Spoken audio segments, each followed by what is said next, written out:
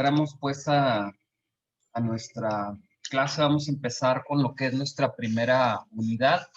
Ya prácticamente lo que teníamos que ver de notaciones numéricas, notación científica, pues creo que queden claro. Les voy a postear lo que viene siendo el material al respecto, para que lo tengan ahí en el módulo ya de este fin de semana.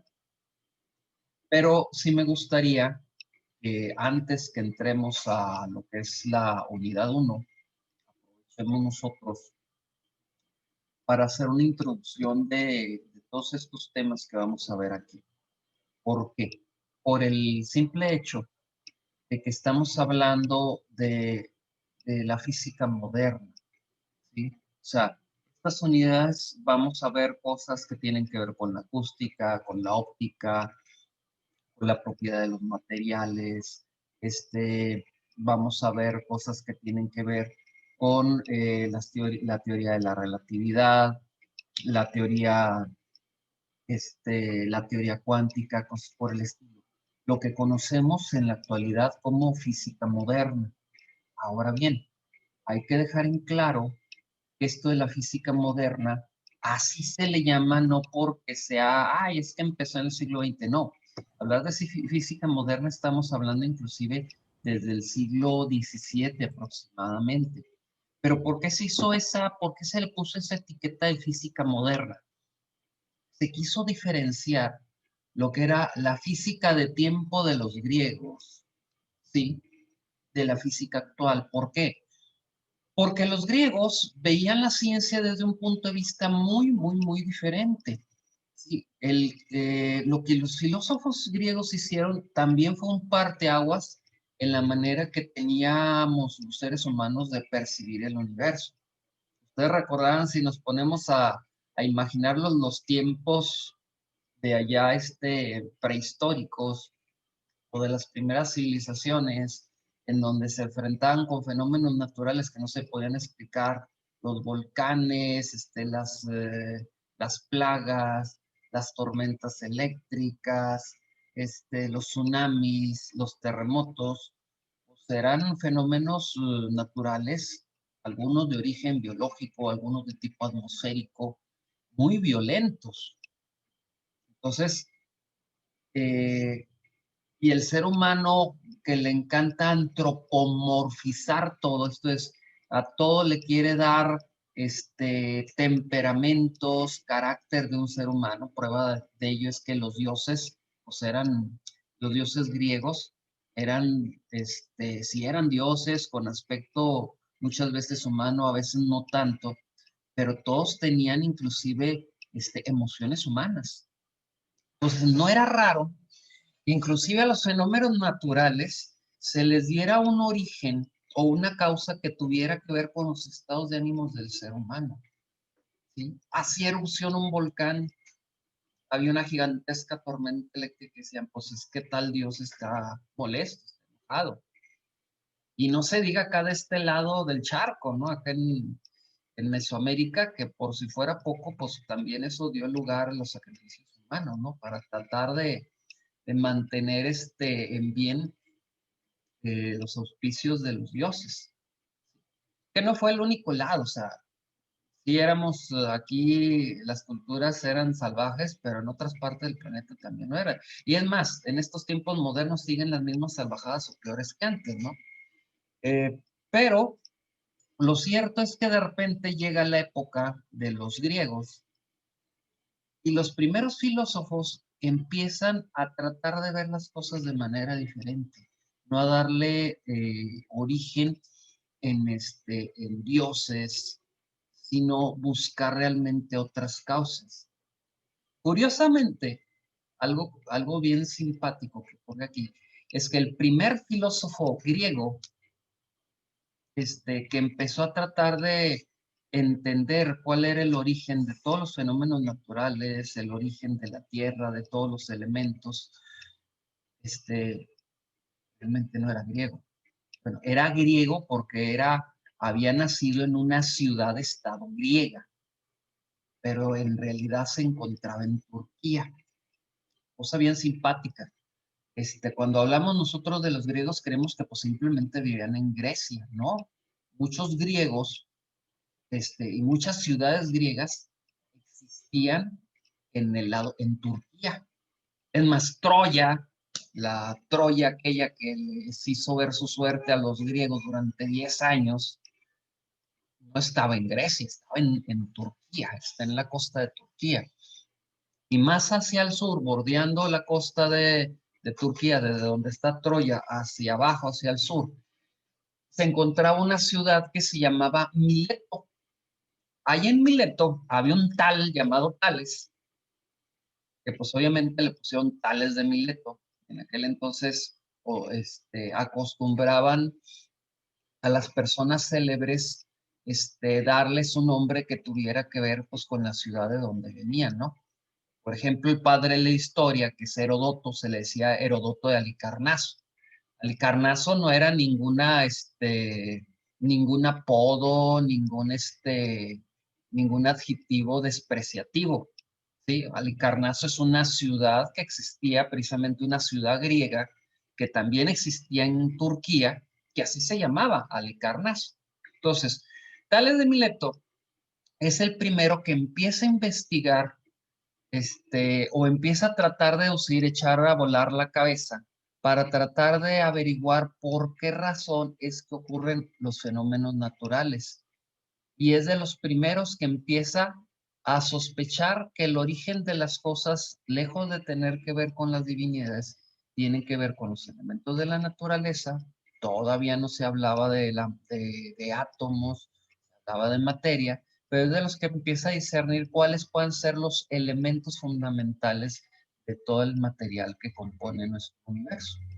Posteriormente de ahí surge aquello que ya hemos traído y llevado en muchas ocasiones, que tiene que ver con los 4 elementos. Entonces, Tales de Mileto fue uno de los primeros que tuvo que ver con eso. Inclusive fue uno de los primeros que logró predecir un eclipse total de sol, ¿sí?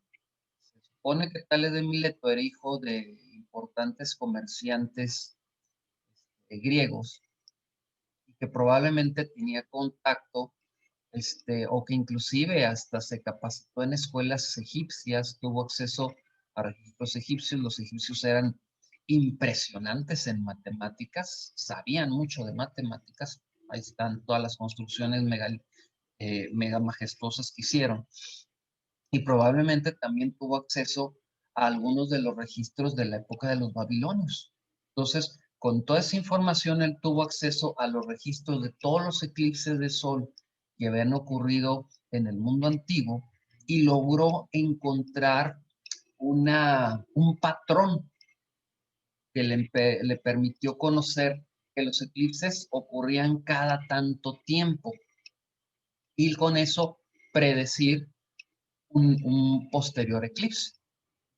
Pues sí, efectivamente, el eclipse que supuestamente predice Tales de Mileto ocurre, y por si fuera poco, este eclipse es muy importante históricamente hablando porque cambió mucho la historia del mundo antiguo, porque ese eclipse dio lugar a que dos civilizaciones que se estaban enfrentando en ese momento en batalla, cuando el eclipse ocurre, tienen la batalla y asustados por lo que veían en el cielo, que el cielo se estaba oscureciendo a plena luz del día, deciden pactar una tregua que permitió que esas dos civilizaciones pudieran prosperar por más tiempo. Pero esa historia ya se les contaré en otra ocasión.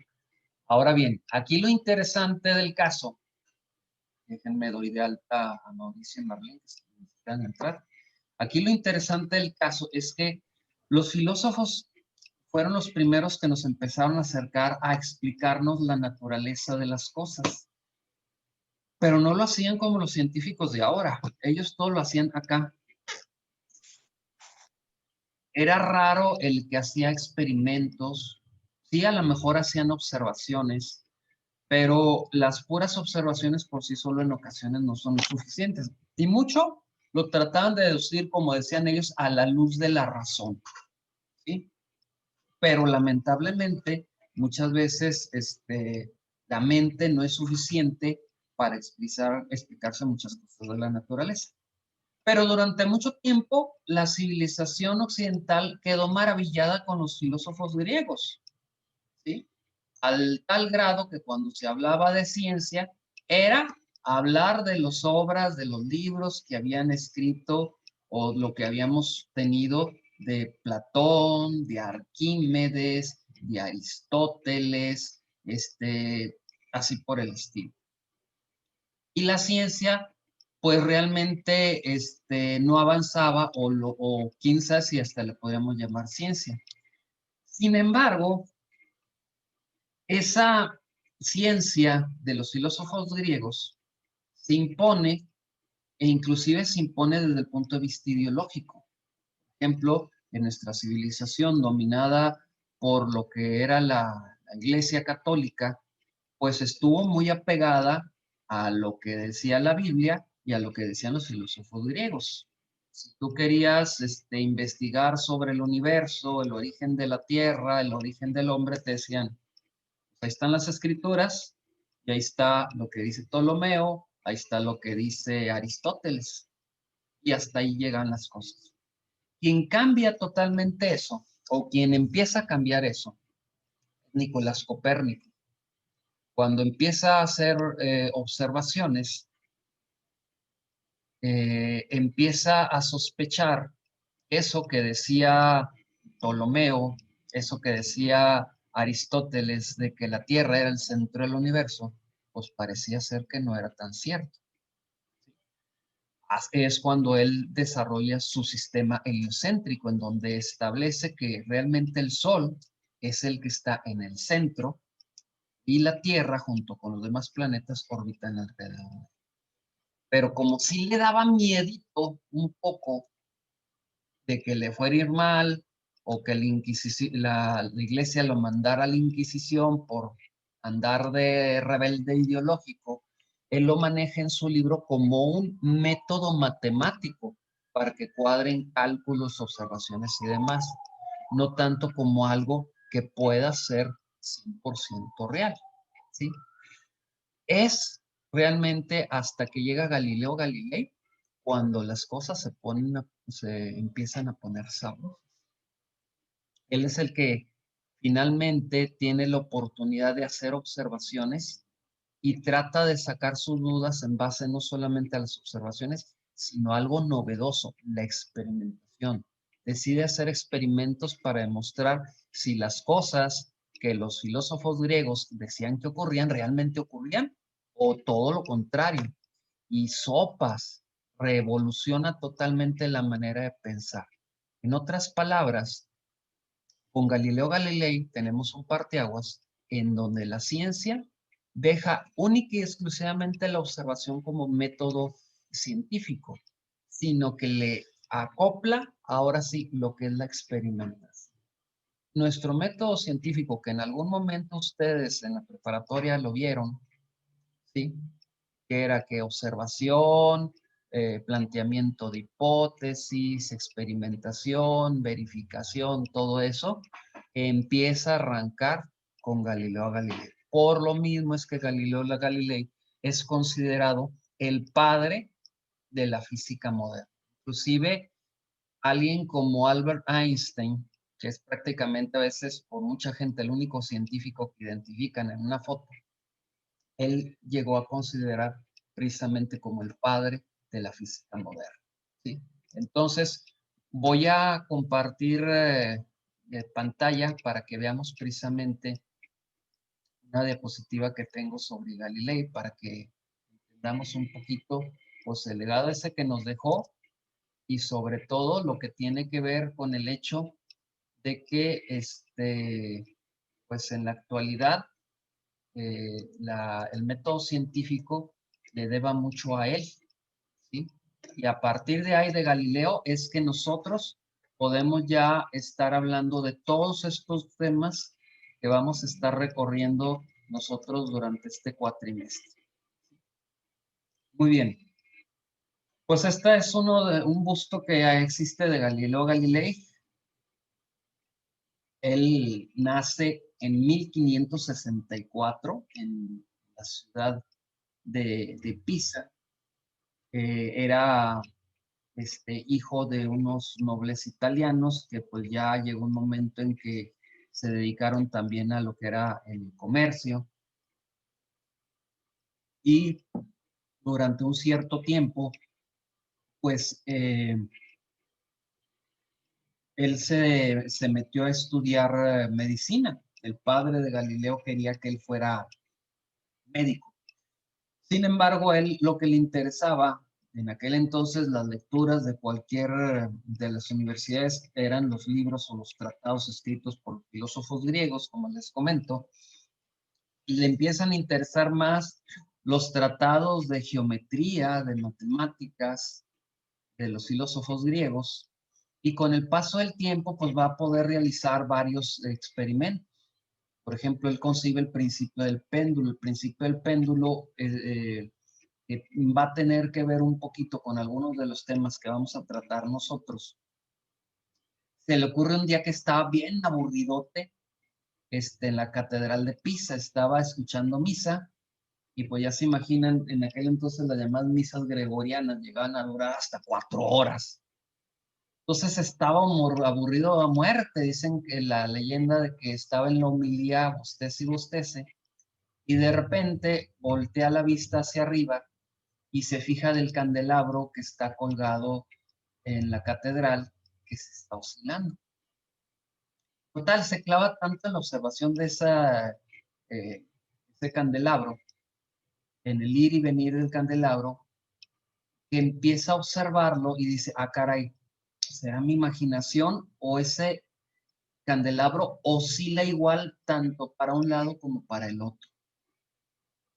Y como en aquel entonces pues, no había relojes de mano, pues lo que hace, acuérdense que estaba estudiando medicina, se lleva los dedos a la garganta y detecta su pulso, ¿sí? Su pulso sanguíneo, y con su pulso sanguíneo empieza a contar las oscilaciones del péndulo. Y con eso descubre algo interesante, que un péndulo oscila en la misma proporción en una dirección como en la dirección contraria. Y a partir de ahí, pues va a sacar él poco a poco sus leyes del principio del péndulo. ¿Sí? Hace otros descubrimientos de la balanza hidrostática y todo ello le da lugar a que se convierta en profesor de matemáticas de la Universidad de Pisa. Ahí tenemos esta imagen que vemos aquí en la parte inferior. Ahí se ve al fondo, del lado derecho, pues se ve la torre inclinada de Pisa. Es uno de los monumentos más importantes. Ahora bien, la universidad, pues aquí la vemos. No sé si alguno de ustedes fue aquí a las instalaciones de la feria cuando trajeron hace como un par de años la exhibición de la Capilla Sixtina. ¿Alguno de ustedes fue? ¿Ninguno de Fue mi ustedes asistió? familia, pero no me llevó. ¿Andé? Fue No, mi yo no. familia, pero yo no fui. Ah, sí, ya ves, te castigaron. Es que andaba Pues, de viaje. caray.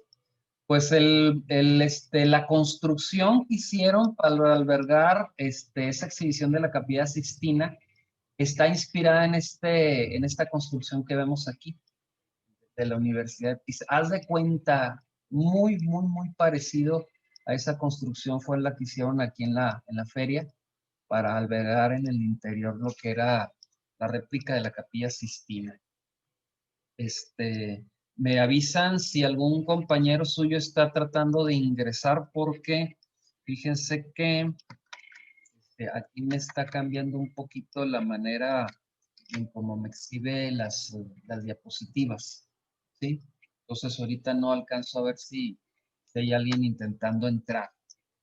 Ok.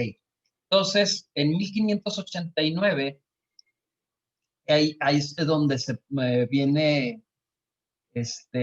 viene Galileo a incomodar a muchos sabios y a las instituciones, porque él empieza a refutar los postulados de Aristóteles. Por ejemplo, Aristóteles decía que los cuerpos de distinto peso caen a distinta velocidad, ¿sí? Y él dice, a ver, pues vamos a ver si eso es cierto. Entonces, con dos esferas, la lleva a la parte superior de la torre de Pisa para aprovechar que está algo inclinada la torre y lanza las dos esferas simultáneamente. Esas dos esferas son de distinto tamaño, de distinto peso, y realiza la observación. Pues sorpresa, las dos esferas, aunque son del mismo peso y de distinto tamaño, caen de manera simultánea. En otras palabras, a los cuerpos, porque en aquel entonces todavía no conocían de la existencia de la gravedad. O sea, bueno, obviamente la gravedad era evidente, pero todavía no se tenían leyes que explicaran el porqué de la gravedad. Obviamente a los cuerpos le valía sorbete a Aristóteles y ellos caían simultáneamente. Pues el peso, la masa de los objetos no tenía nada que ver. Total, eso causó una verdadera revolución, porque Aristóteles en aquel entonces era el influencer de los últimos 2000 años, ¿sí? Entonces todo el mundo, no, que Aristóteles y que Aristóteles muy fregón y lo que sea, naranjas dulces. Aquí Galileo demuestra que Aristóteles estaba equivocado. Entonces, poco a poco, Galileo se empieza a hacer bastante famoso. Llega a una universidad como la de Padua, que le ofrece el puesto de matemáticas. Y pues bueno, pues él lo acepta. Ahora bien, una vez hecho esto, uno de los grandes problemas que tuvo Galileo a la hora de tratar de poder estar dentro de lo que era, eh, bueno, de la comunidad científica que había en aquel entonces, era que Galileo tenía muchos enemigos intelectuales, y eso en parte era provocado porque si era bastante gachito en la manera de tratar a a aquellos otros científicos intelectuales que opinaban de manera contraria a él. O sea, no era muy diplomático a la hora de hablar, entonces se jactaba mucho, se burlaba de sus rivales intelectuales, y pues eso obviamente entenderán que cae gordito. Así que llegaría un momento en que pues todo eso iba a pegar al momento de que se fuera a, a presentar ante la Inquisición. Todo el mundo quería ser leña del árbol caído, ¿sí? Ok, entonces de ahí empieza su momento culminante, lo que lo convirtió en un inmortal entre 1609 y 1610. Se entera que en Venecia, se enteran en Venecia de la invención del catalejo. El catalejo había sido inventado en Holanda. O sea, los holandeses estaban haciendo cosas muy interesantes en óptica y los lentes. Por ejemplo, Leeuwenhoek iba a inventar la lupa y el microscopio, y se entera que hay un inventor holandés que descubrió que poniendo dos lentes a cierta distancia podía observar las cosas distantes más cercanas, con mayor aumento. Entonces él se hace unos cristales, los mete en un tubo y construye su propio catalejo, pero a diferencia de los demás que deciden utilizar el catalejo para mirar desde las torres más elevadas de los puertos al horizonte, para tratar de identificar la llegada de los barcos a puerto, él decide enfocar ese catalejo en dirección al cielo nocturno. En otras palabras, en ese momento se inventa el telescopio. Y el telescopio, pues era solamente 20 aumentos, no era la gran cosa, pero recuerden que en aquel entonces, pues no había iluminación eléctrica. Que los cielos nocturnos eran maravillosos, no había contaminación, No había globos de Cantoya, no había gente lanzando fuegos pirotécnicos como todo diciembre. Así que los cielos eran súper limpios, no tenían los problemas de contaminación lumínica que tenemos nosotros.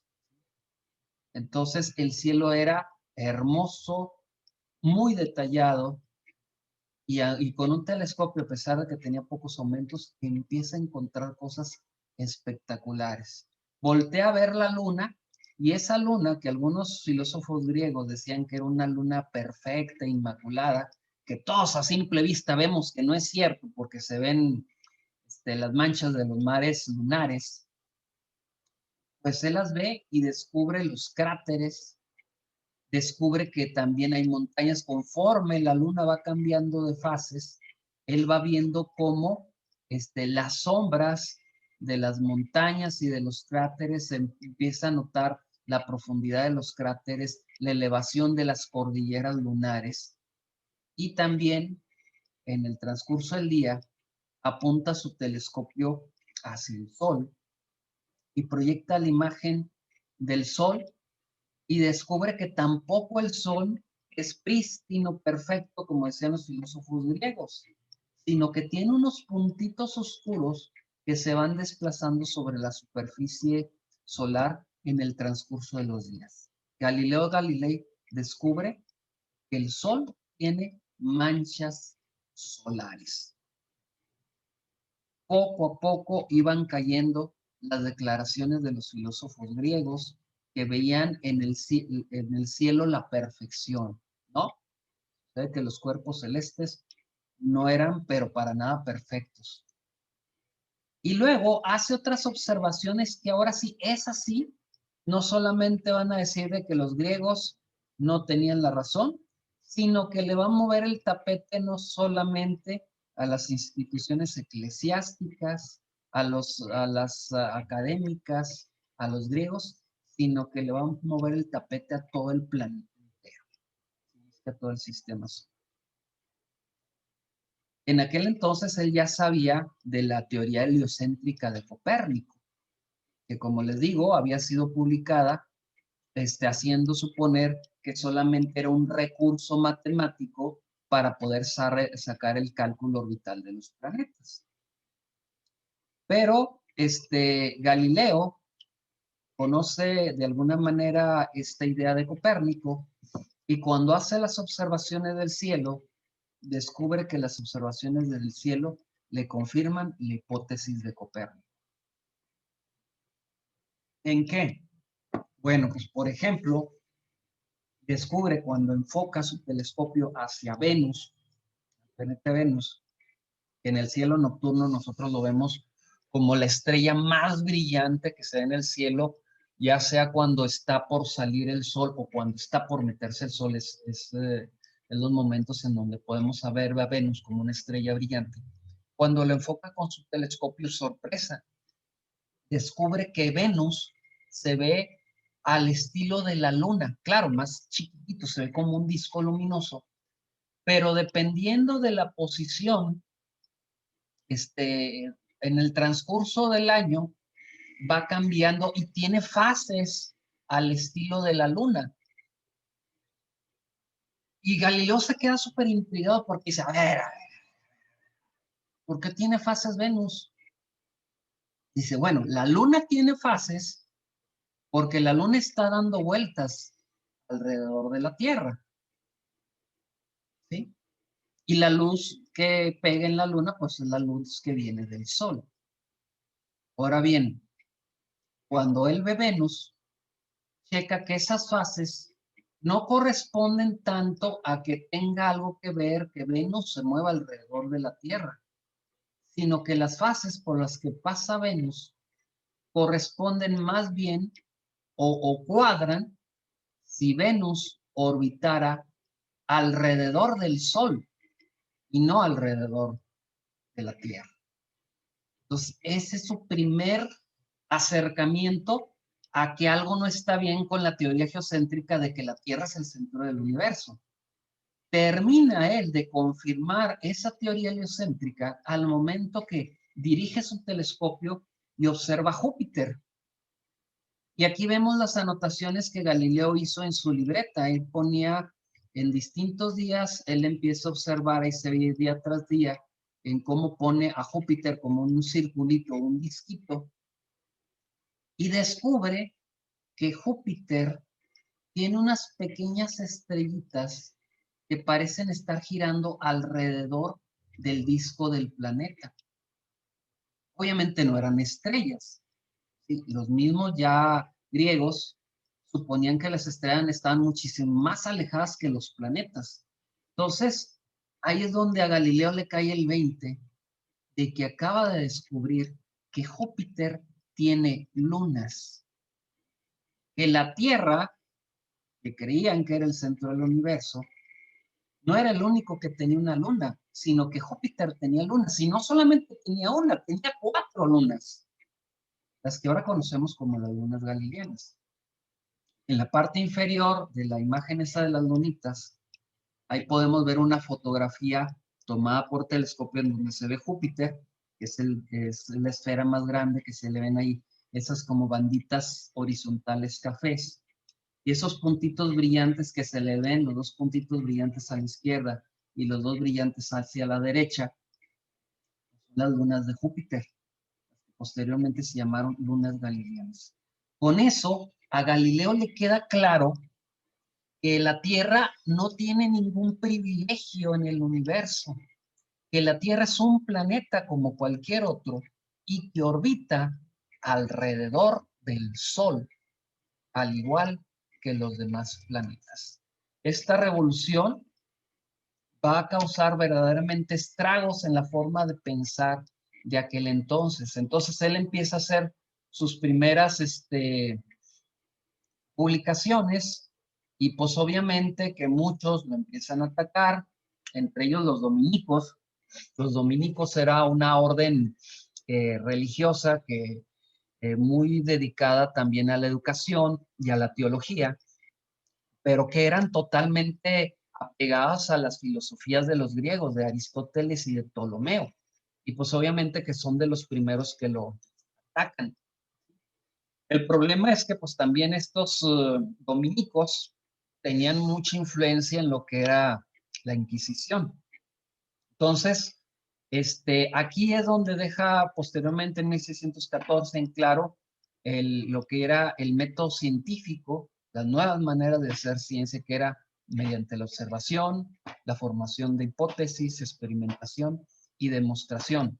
Con lo cual, él invalidaba el que se hiciera ciencia a la manera de los griegos, solamente a la luz de la razón. Decía, eso no funciona, no nos da con información verídica y muchísimo menos consultando las Sagradas Escrituras. Y como les digo, pues se empezó a hacer de enemigos.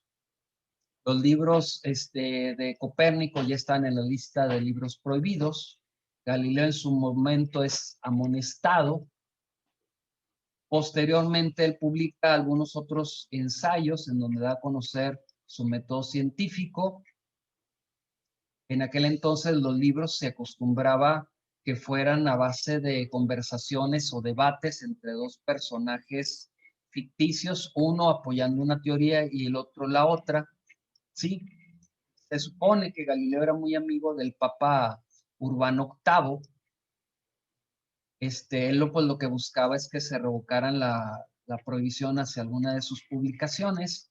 Pues el Papa lo trató de tolerar, le sugirió que escribiera una obra en donde presentara las posturas de ambos sistemas, sin tomar partido, y pues él decide publicar precisamente su librito de los diálogos, el diálogo de 2 sistemas máximos, en donde 2 personajes, como les decía, cada uno de ellos toma un papel, uno Simplicio, defendiendo la teoría heliocéntrica de los filósofos griegos, y el otro personaje Salviati, defendiendo la teoría heliocéntrica de Galileo y de Copérnico, y obviamente con un interlocutor Sagredo. El gran problema aquí es que el texto parecía todo menos neutro, ¿sí? Entonces era más decantada hacia la teoría de Copérnico, y por si fuera poco, muchos empezaron a decir que Simplicio, que defendía la teoría heliocéntrica, era una parodia del Papa, del Papa. Entonces le empezaron a picar la cresta al Papa, dice, no, este tipo hasta se está burlando de ti. Por si fuera poco, hasta le puso como nombre Simplicio, o sea, simplón. Entonces, pues ya como que eso calentaba, ¿no? Total, pues muy amigo del Papa y toda la cosa, pero pues el Santo Oficio lo manda a llamar, le abren proceso de herejía, lo obligan a renunciar a sus tesis, nunca lo torturan, eso es falso, nunca fue torturado Galileo, pero sí le mostraron los elementos de tortura. Ya para aquel entonces Galileo pues ya no era ningún chavito, ya era una persona ya entrada en la tercera edad, ya cobraba su beca, su beca de la Secretaría del Bienestar y toda la cosa. Así que pues dicen, ¿sabes qué? En lugar de que termines en la cárcel, que termines quemado como otros tantos, como Giordano Bruno, así por el estilo, pues se te sentencia arresto domiciliario, se te prohíbe que vuelvas a publicar. Es más, no puedes estar en contacto ni con profesores ni con alumnos. Y pues así queda. Y ahí es donde surge ya posteriormente aquella leyenda que dice que pues sí, él abjura de todos sus planteamientos. Cuando sale del tribunal dice, pero sin embargo, la tierra se muere. ¿Sí? Posteriormente, pues él muere en 1643, se rescatan algunos de sus textos para ser publicados en otros países un poquito más liberales que Italia, pero pues sí nos deja un legado muy grande. Y finalmente, 400 años, casi 400 años después, podemos confirmar lo que nos dice Galileo. Galileo nos decía que dos objetos de distinto peso caían a la misma velocidad en contra de lo que decía Aristóteles. Pero en aquel entonces alguien le alegaba, dice, bueno, si tú lanzas una esfera y lanzas una pluma, vas a ver que no caen al mismo tiempo. Y él decía, oh, sí, pero eso es debido precisamente por la interacción con la atmósfera, con el aire. En la actualidad tenemos cámaras de vacío y se ha repetido el experimento en una cámara de vacío. Y ahí se ve precisamente que efectivamente una pluma y una esfera caen simultáneamente. Por si fuera poco, a inicios de los 70, en el vuelo del Apolo 14 que llegó a la superficie lunar, ellos deciden desarrollar el mismo experimento. Agarran dos instrumentos, uno de ellos era un martillo y el otro era una pluma de halcón. Esto porque el módulo lunar se llamaba Falcon. Y los astronautas en la superficie lunar, acuérdense que la luna no tiene atmósfera, deciden realizar el mismo experimento. Pues ahí lo pueden ver en la imagen de la derecha. El martillo y la pluma caen simultáneamente. En el Apolo